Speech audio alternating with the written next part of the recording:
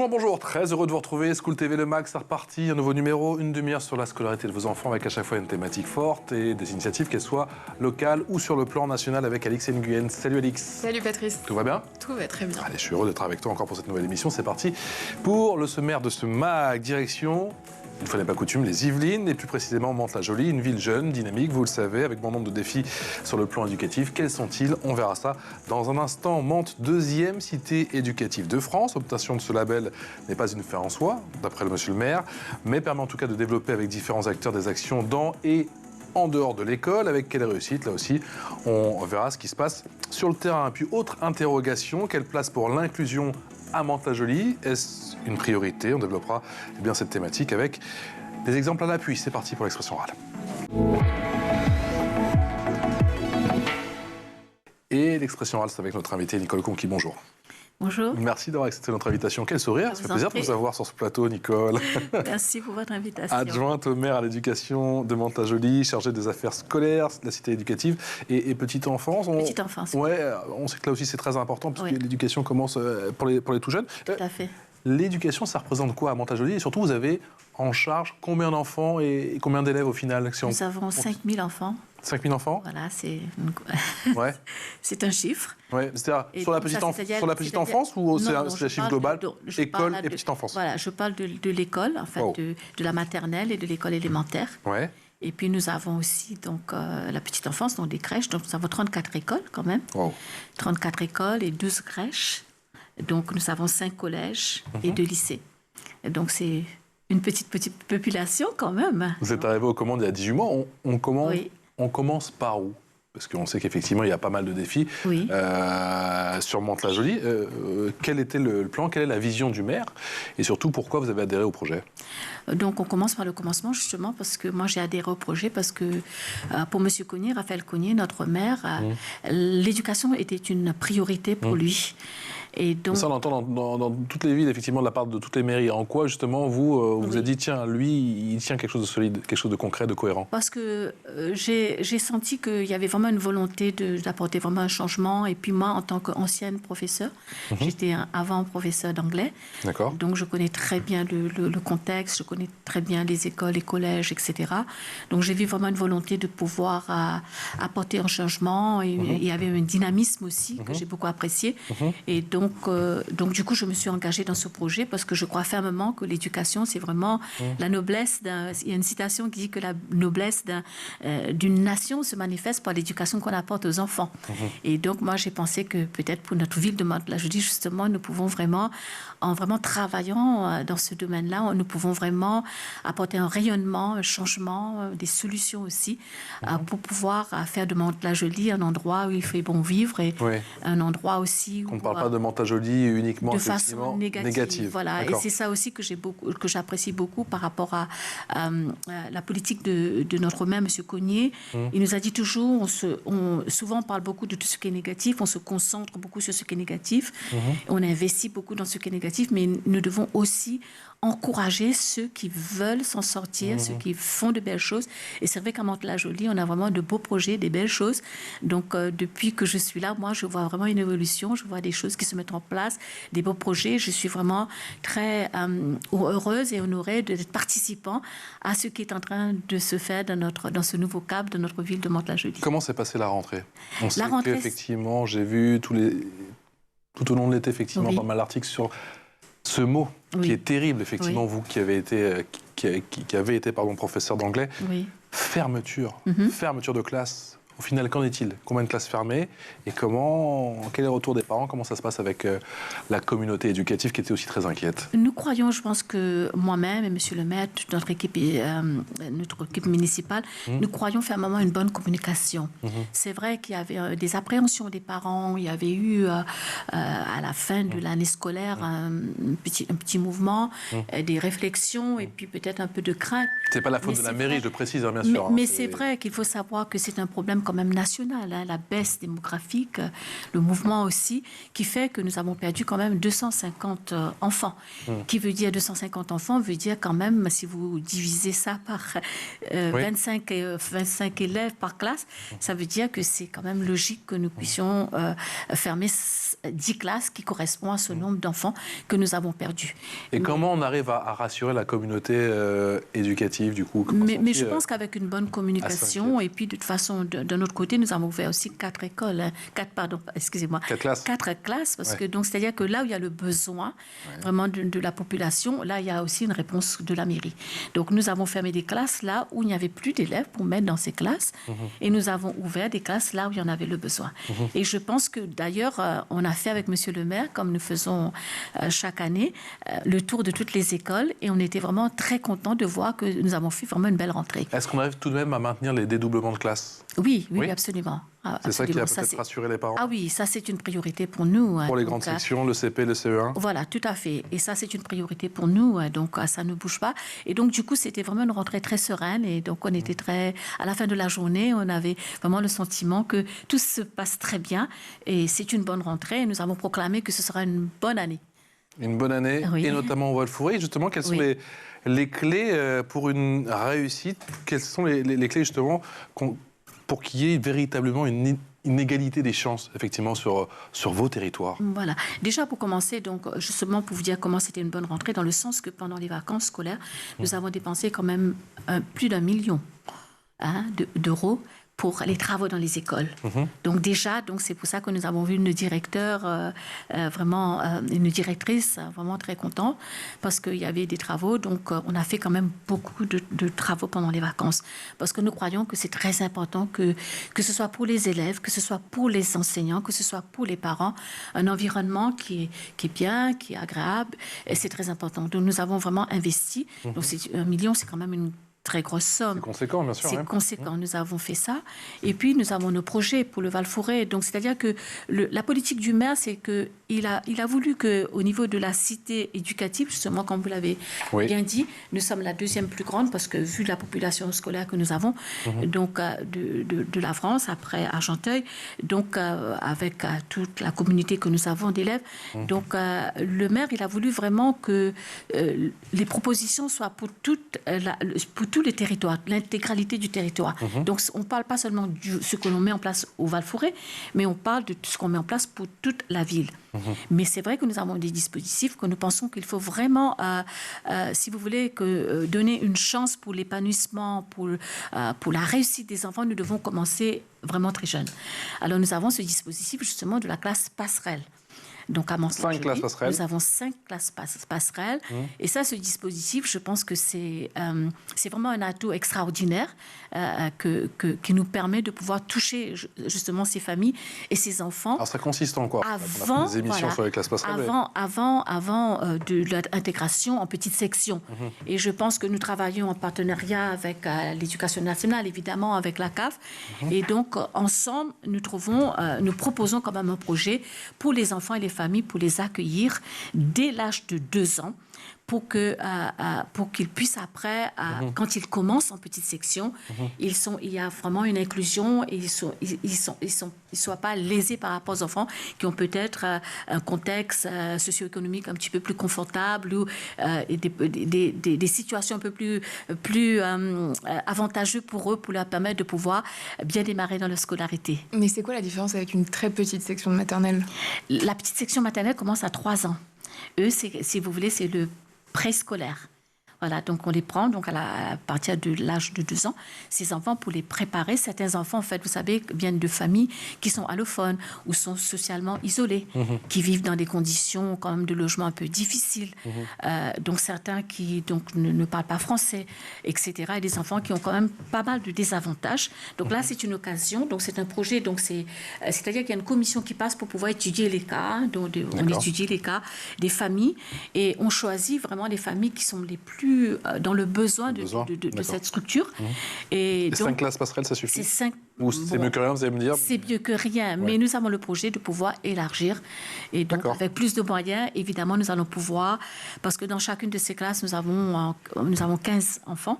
Et ces structures, nous le voulons intentionnellement pas trop grand pour que nous puissions nous occuper vraiment de ces enfants-là.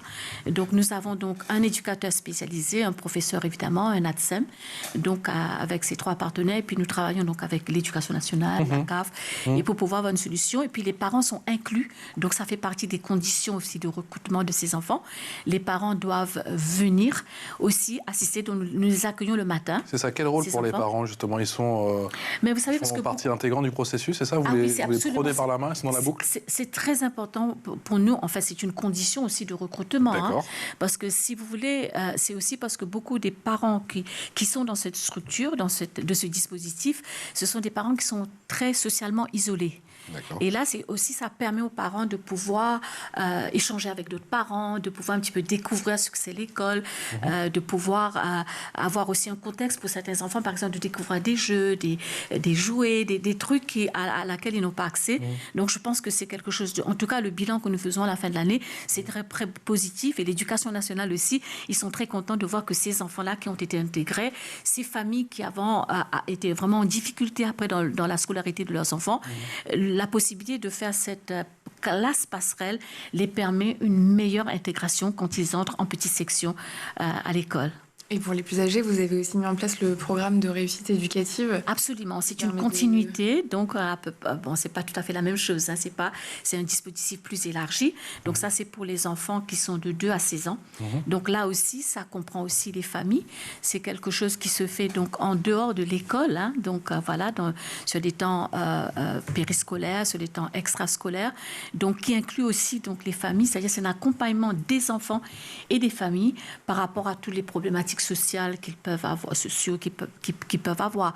Et puis, par exemple, accès aussi à la médecine, accès aussi aux démarches administratives. C'est tout un ensemble pour pouvoir donner la possibilité aux enfants de réussir la scolarité. Donc, nous prenons en charge, si vous voulez, non seulement les enfants, mais aussi la famille. Donc, nous mettons en place des ateliers comme les petits parleurs, par exemple, ou du théâtre. C'est quoi les petits parleurs? Les petits parleurs, c'est des enfants qui sont... je pense qu'ils ont été un peu isolés aussi, et ont du mal à s'exprimer, des enfants qui sont un petit peu pas très bien dans leur peau avec les autres, pour les socialiser, pour les aider dans leur socialisation. Et puis certains enfants aussi qui sont vraiment très attachés aussi à leurs parents et donc du coup sont fermés sur eux-mêmes. Ça leur permet en petits groupes, ils sont pris en charge, un petit groupe de 5 enfants, qui leur permet de s'exprimer, d'apprendre à s'exprimer, de parler avec d'autres enfants de leur âge, d'apprendre sur des thématiques, des différentes choses, des thèmes, etc. Et c'est vraiment très intéressant le bilan que nous faisons après pour voir l'évolution de ces enfants, que ce soit au niveau du langage, parce que certains enfants sont aussi allophones, des enfants qui, à la maison, ne parlent pas français, etc. Donc ces enfants sont pris en charge, pas seulement les enfants allophones, mais aussi des enfants qui sont peut-être un peu timides, un peu introvertis. Donc ça leur permet aussi de pouvoir... c'est vraiment l'inclusion, si vous voulez, de tous nos enfants, donner à chaque enfant, quel que soit leur contexte, une possibilité de pouvoir s'épanouir, réussir et surtout aimer l'école, vous voyez, aimer l'éducation et voilà, pour pouvoir réussir après. Et vous pensez que ça permet de lutter contre le décrochage scolaire? Absolument, parce que le retour que nous avons des parents, je pense que c'est très encourageant pour nous, dans le sens que c'est vrai que certains de ces parents sont vraiment très, si vous voulez, démunis en face à tout beaucoup de parents ont vraiment besoin d'être accompagnés, je ne vais pas utiliser le mot assister, mais accompagnés, pour pouvoir comprendre un petit peu comment ça marche, pour pouvoir s'exprimer aussi, pour pouvoir exprimer aussi peut-être certaines de leurs craintes, certaines de leurs peurs, certaines de leurs difficultés, que ce soit des difficultés administratives pour avoir accès à certaines structures, à certaines choses administratives. Donc je pense que c'est vraiment un bon dispositif d'inclusion pour les familles et pour leurs enfants. Et c'est vraiment quelque chose que nous devons, qui est en train de s'élargir aussi, de s'épanouir, parce que les résultats sont bons, donc nous devons continuer. Et tout ça, ça fait partie des dispositifs que nous avons pour l'inclusion. Nicole Conqui, vous avez été labellisée en 2019, donc ça fait 4 ans maintenant. Alors vous êtes arrivée 1 an et demi, effectivement, mais Cité éducative. Cité éducative en 2019. Est-ce que, d'après vous, avec un peu de recul, il y a eu un avant et un après? Oui, absolument, parce que je pense particulièrement cette année où là, il y a vraiment une reprogrammation, si vous voulez, parce que nous opérons avec une troïka, hein, donc c'est l'éducation nationale, c'est la préfecture et la ville. Donc là, ça se passe bien? Ça se passe vraiment très bien, de mieux en mieux. D'accord. Je vais dire, parce que c'est vrai, c'est un dispositif, c'est un petit peu de la manne du ciel, on va dire ça comme ça, hein, bien sûr. Parce que c'est un gros budget. Et puis, ça nous permet justement de pouvoir faire des parcours, de pouvoir faire beaucoup de choses qu'on ne pourrait pas faire sans cela. Mais c'est vrai qu'il y a beaucoup d'innovations, beaucoup de beaux projets et nous avons la chance aussi à Mantes-la-Jolie d'être une ville où il y a beaucoup d'implications associatives. Donc nous avons beaucoup de propositions, des partenaires qui nous permettent de mettre des choses en place. Et donc cette réorganisation que nous avons faite nous permet vraiment il y a un pilotage donc institutionnel qui repose sur 3 instances, c'est-à-dire comité de pilotage annuel, une équipe mensuelle restreinte qui se réunit, et puis une plénière. Là récemment, il y a 2 semaines je pense, nous avons une plénière qui a réuni quand même 60 partenaires. D'accord. Et ça c'était vraiment extraordinaire et tout le monde était content. Et donc il y a un travail qui se fait aussi en groupe de travail avec les différents pôles. Donc, c'est vraiment c'est très encourageant. Alors justement, comment vous organisez, Madame Conquille, tout le travail avec les partenaires? Effectivement, il y a aussi beaucoup d'acteurs. Oui. Si on prend les parents, l'éducation nationale, l'État, la préfecture, le département, toutes les associations, le tissu associatif dont nous avez parlé, qui est quand même assez conséquent chez vous. Oui. Et la CAFI? Nous avons des différents, comme je vous dis, nous avons 5 axes. Donc, la parentalité, la laïcité, citoyenneté et faire citer. Les activités culturelles et sportives. Ah zut, on n'a pas le petit schéma. Vous auriez dû nous donner le petit schéma.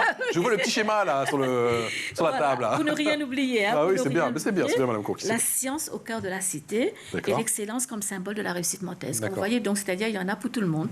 Ouais. Et ça se fait en groupe de travail aussi, donc avec les différents partenaires sociaux, donc et puis avec l'éducation nationale, la préfecture, etc. Et c'est vrai que là, il y a vraiment une coordination, une belle coordination qui se fait, donc qui se développe avec la nouvelle équipe. Donc, nous avons des gens de ville qui font un travail vraiment extraordinaire. Et moi, j'étais ravie pour la première, d'ailleurs, réunion plénière que nous avons eue récemment en voyant tous les partenaires. Chacun sait à peu près ce qu'il est en train de faire. Et ensemble, avec toutes ces différentes compétences en partenariat, nous arrivons à quelque chose de vraiment très, très intéressant pour notre ville. Alix. Et justement, c'est quoi l'offre culturelle à Mantes-la-Jolie aujourd'hui? Alors, il y a beaucoup de choses que nous proposons. Justement, par exemple, nous avons proposé à nos élèves d'élémentaire, tous nos élèves élémentaires, donc de CE1, un parcours culturel dans la ville. Donc, nous avons constaté que dans certains quartiers politiques, certains quartiers de priorité, donc que les enfants, beaucoup, il manque un peu de mobilité. Ils ont tendance à rester un petit peu dans le quartier. Et donc, le but aussi de ce travail culturel aussi, c'est de pouvoir les amener en dehors du quartier. Donc, c'est ce que nous faisons. Nous avons mis à disposition de tous nos enfants. Et vous les emmenez où? On les amène dans les musées, dans des endroits pour qu'ils découvrent la culture.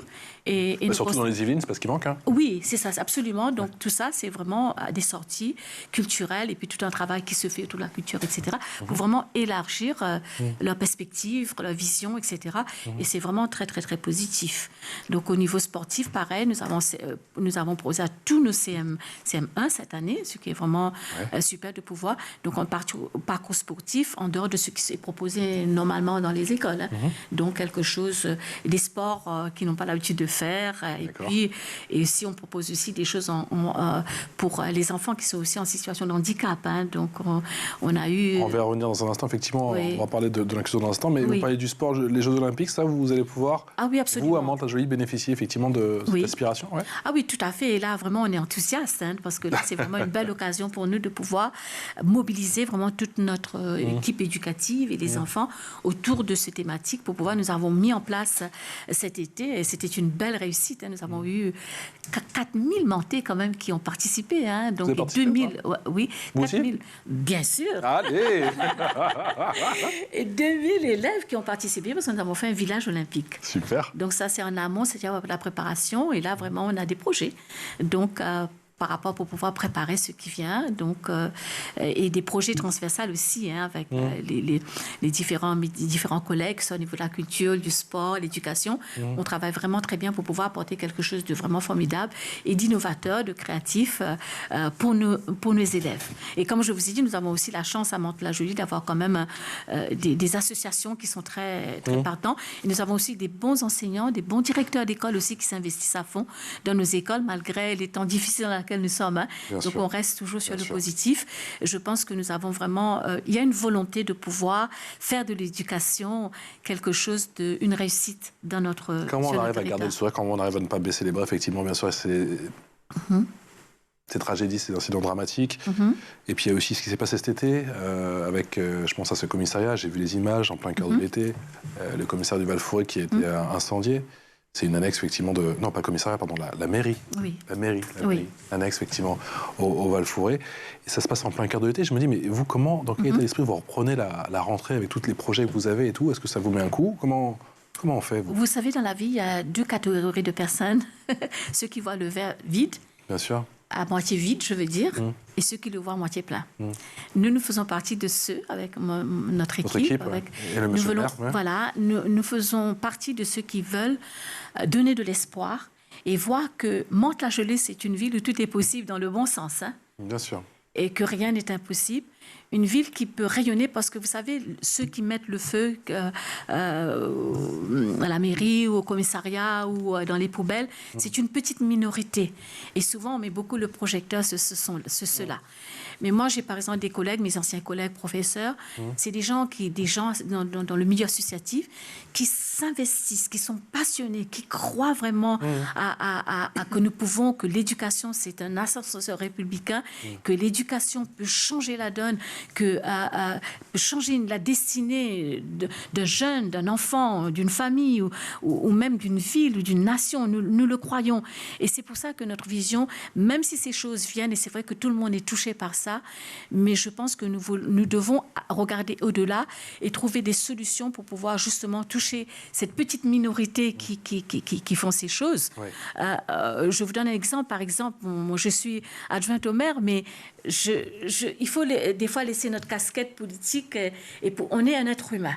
On est un adulte. J'étais devant l'Agora, d'ailleurs, il y a la réunion plénière, justement, de la cité éducative. Ouais. Et j'ai vu un jeune, un petit groupe de jeunes, il a pris une chaise en plastique qu'il a mis sur l'abri de bus. Et il criait surtout en vue de tout ce qui se passe en ce moment. Tout le monde est un petit peu paniqué quand on voit 3 jeunes, etc. Moi, je l'ai vu. Et ce genre de comportement ne me plaît pas du tout. Je dis, qu'est-ce que je fais? J'avais mon téléphone à la main. Je dis, est-ce que je contacte la gendarmerie? J'ai dit, non, je vais aller lui parler. Donc, je suis allée. Je me suis rapprochée. Quand il m'a vu, il est descendu, le jeune. Il ne faut pas avoir peur. Vous connaissez? Non, pas du tout. Mais c'est un jeune. Bien sûr. Qui habite à Mantes-la-Jolie. Moi, je suis un adulte. Et j'ai commencé à parler à ce jeune. C'est vrai. Vous lui avez montré du respect? Voilà, j'ai montré du respect. Je lui ai parlé. Il me dit, de toute façon, moi, je lui ai demandé qu'est-ce que tu fais. Il m'a dit qu'il était en bac pro. Justement, dans le lycée, il y avait eu un souci la semaine précédente. Et j'ai commencé à parler à ce jeune. Et donc, du coup, finalement, c'était un jeune qui était en échec et qui me disait, je ne vais pas réussir mon bac. Pour moi, c'était un levier. Ça m'a permis de lui parler. Et je pense que c'est comme ça que moi, je vois les choses. Ce sont des petits gouttes d'eau qui font un océan. Ce sont des petites choses et la communication, je pense, le respect, le partage. Ce sont des valeurs que justement que ce soit au niveau de la cité éducative, de la réussite éducative, de tous les dispositifs d'inclusion que nous mettons, nous voulons mettre en avant ces valeurs plutôt que la peur, que l'intimidation, la crainte. Et je pense que ça marche. Quand nous avons fini notre échange, après il y a le bus, le jeune il est parti, il m'a serré la main. Il m'a serré la main. Vous voyez, et j'étais très satisfaite parce que c'est vrai, dans mon cœur, on peut avoir une appréhension, mais je pense que chacun prend son rôle aussi d'adulte, sa responsabilité, et je pense que nous pouvons aller de l'avant. Enfin, moi, c'est ce que je pense. En tout cas, ça a marché dans ce cas-là. J'ai l'impression. On parle d'inclusion dans un instant avec vous, ma chère Nicole Conqui, juste après La Loupe. Et La Loupe, c'était avec Alix. La Loupe d'Alix Nguyen. Alix, Et cette question, comment amener les adolescents sur le chemin de la lecture? Oui, il existe sans doute mille et une façons d'intéresser un jeune à la lecture. Mais arrêtons-nous aujourd'hui sur la méthode choisie par Joseph Lerch, le professeur documentaliste du collège de Gassicourt à Mantes-la-Jolie, un collège en REP+. On trouve parmi ces initiatives le club CDI du lundi soir, au sein duquel les élèves réalisent des activités qu'ils ont eux-mêmes initiées. L'année dernière, par exemple, à la période d'Halloween, le CDI a pris l'apparence d'un musée des horreurs, au sein duquel la lecture d'épouvante était mise à l'honneur. On va voir s'ils le refont cette année. Et puis, il y a le projet NUMOOC, auquel Joseph Lerch a inscrit une classe de 5e. NUMOOC est une idée de l'association Lecture Jeunesse. Les élèves doivent créer ensemble un livre numérique.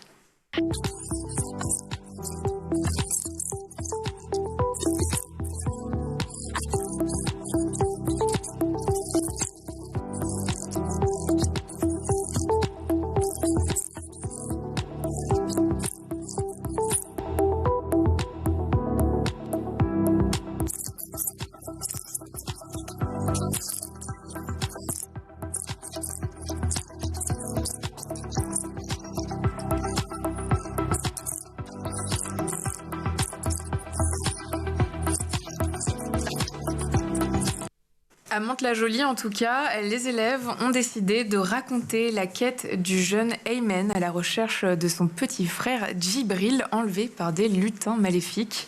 Au terme du projet, ils ont la satisfaction de découvrir leur livre diffusé sur le site du collège. Il peut être lu par d'autres élèves et même les parents. Initiative qui vous sensibilise, j'imagine, parce qu'on l'oublie parfois, mais la ville est en charge de la lecture publique, c'est ça? Bien sûr, bien sûr. Justement, nous avons pas mal d'initiatives pour encourager les enfants à la lecture et des différents dispositifs. D'ailleurs, je suis contente que vous parliez du collège Gassicourt. J'habite juste à côté. J'y étais hier, justement par rapport à la laïcité. D'accord. Donc, nous avons planté un arbre là-bas. D'accord. Donc, sur l'invitation de M. Norbeck, le principal, qui fait un travail extraordinaire. Donc, nous étions invités avec ma collègue. Il nous avait demandé de mettre notre écharpe. Et donc, on a mis notre écharpe d'élus. Et j'ai vu, parce qu'en fait, qu'il veut vraiment... le but, c'était de pouvoir sensibiliser les enfants à la citoyenneté, à la laïcité. J'ai intervenu plusieurs fois dans ce collège, justement, pour la semaine de la laïcité. Et la journée. Vous les avez sentis comment, les élèves? Très réceptifs. Et c'est vrai, quand ils nous ont vus avec notre écharpe, et puis nous sommes... Bon, c'est des enfants de mon quartier, hein. Donc ça veut dire qu'ils s'en diffusent. Parce que des fois, on peut avoir une idée fausse de l'autorité. Et c'est pour ça notre but aussi, de pouvoir restaurer une juste vision de l'autorité, pour appeler justement le respect de l'autorité. Ça fait partie aussi de l'éducation. Donc c'est-à-dire que quand nous voyons, je pourrais être leur mère ou leur grande sœur ou leur mamie ou leur tante, etc.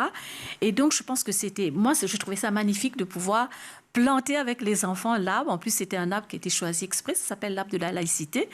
Et elle est de plus en plus... D'ailleurs, je vais me saisir de Monsieur le maire pour que nous puissions en planter un, peut-être, à côté de la mairie. Donc, j'étais avec ma collègue qui est adjointe pour la transition écologique, justement. Et je trouvais que c'était beau de pouvoir faire ça, justement, en vue de tout ce qui se passe.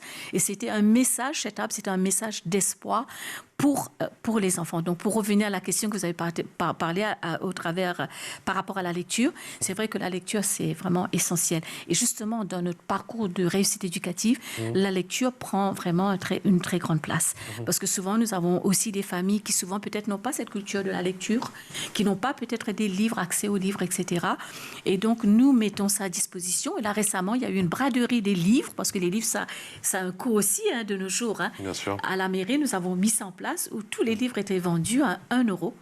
Donc, c'est aussi une occasion pour les familles, surtout dans ces temps un peu difficiles économiquement, de pouvoir avoir accès à la lecture. Donc, il y a pas mal de choses qui se font dans les écoles. Hein, mais à l'échelle de la ville, comment vous faites pour inciter à lire? Il y a d'autres dispositifs mis en place? Oui, bien sûr. Donc, comme je vous ai parlé, on a des ateliers de lecture qui sont mis en place pour les plus jeunes comme les plus grands aussi. Nous avons aussi la médiathèque qui permet aussi des enfants de pouvoir venir aussi, non seulement pour jouer, mais qui ont accès aussi à des livres, etc., à la lecture. Donc, c'est vrai que la lecture, c'est quand même fondamental, évidemment. Quelle est la place, Madame l'adjointe-maire, de l'inclusion dans une ville comme Mantes-la-Jolie? J'ai vu que vous collaborez notamment avec bon nombre d'associations, à commencer par l'association du Fun pour tous. Oui. Expliquez-nous. Voilà, ça c'est un beau projet, c'est un beau bébé qui va naître. On va dire ça comme ça. L'inclusion, c'est quand même extrêmement important. Comme je vous ai partagé, je vous ai parlé du dispositif passerelle, de la réussite éducative. Donc l'inclusion par rapport aux enfants, c'était un sujet que nous avions vraiment à cœur par rapport aux enfants qui ont des situations de handicap. Donc qui sont souvent, vous savez que souvent les parents sont beaucoup en souffrance parce que ces enfants ne sont pas accueillis dans des structures de loisirs. Donc nous avons réfléchi à cela et nous avons pensé que ce serait bien de pouvoir faire quelque chose, démarrer quelque chose. Et donc nous avons vu, nous nous sommes renseignés et nous avons vu que cette association Fun pour tous proposait vraiment un projet vraiment super intéressant. Et nous sommes vraiment dans cette lancée parce que là, c'est quelque chose qui se met en place pour pouvoir accueillir les enfants dans ces structures de loisirs. Donc, avec des professionnels qui sont formés pour ça.